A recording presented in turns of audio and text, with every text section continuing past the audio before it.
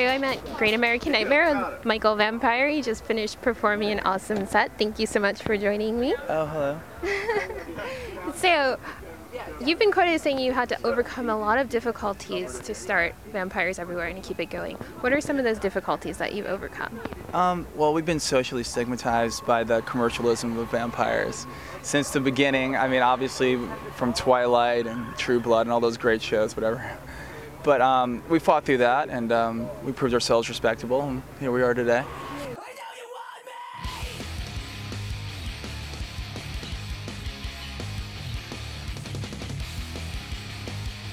You've also said that you were influenced by the Lost Boys, by the fact that you seem like you're in a society that only embraces its own. Now that you have a growing fan base, do you feel more embraced by society? Yes and no. I mean, more or less, we'll always be the outcast a little bit. I mean, that's how we appeal to our fans. A lot of people go through a lot of hardships in school and stuff like that, and you know, it's an ongoing battle being in a band and not in a band. So not really. Yeah.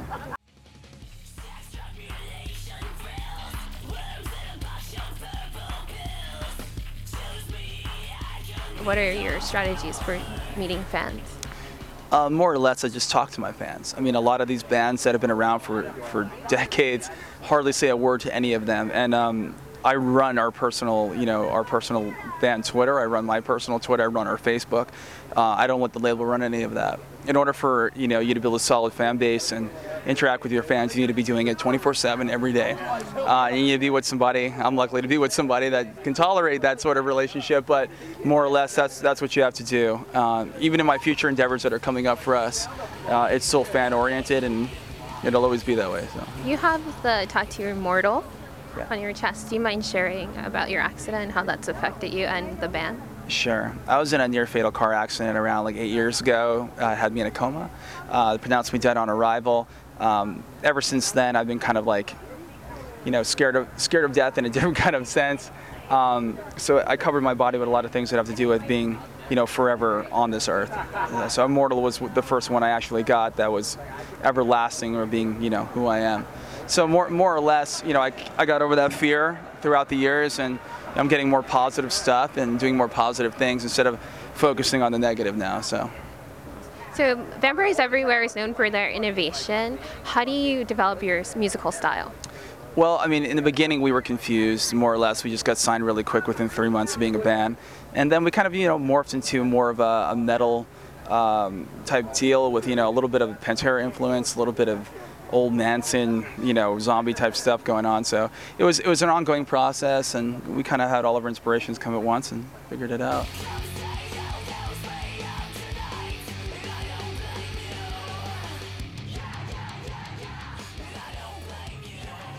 Do you have any performance pet peeves, either from other bands that you see your fans or for your own band? Performance pet peeves. Doing it for money. Since there isn't any in rock and roll right now, I don't know why you'd be doing it. 2, going on stage and standing there. That's boring. Don't do that. You come to be entertained, more or less. So we try to do a lot of entertaining on stage. We focus on being tight and entertaining, and we try to find a fine balance between both of those things. More or less, just be yourself and do what you do. Do you remember the first show that you attended, and how has that affected your live performance? Oh God, Genesis. I'm a big Phil Collins fan, so Phil Collins, if you're watching this, which you probably aren't ever, but if you are, American Psycho, that part in the movie, my favorite. Just a big influence. Seeing a band in the beginning in a giant arena with your mom, nonetheless, it changes you up a little bit. Ever since then, I wanted to kind of do this sort of thing. I've been doing this for like 16 years, so it's kind of crazy. Yeah. If you could roadie for any band, what band would it be?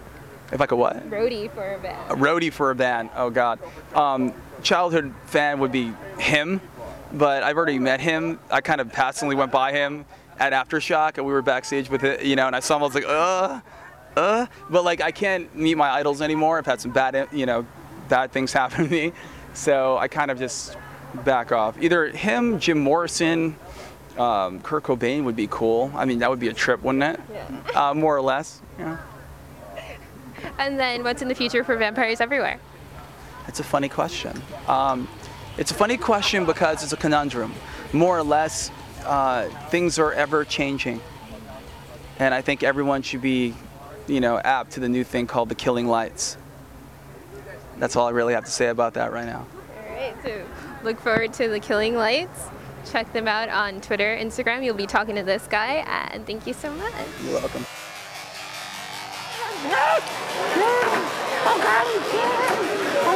I want the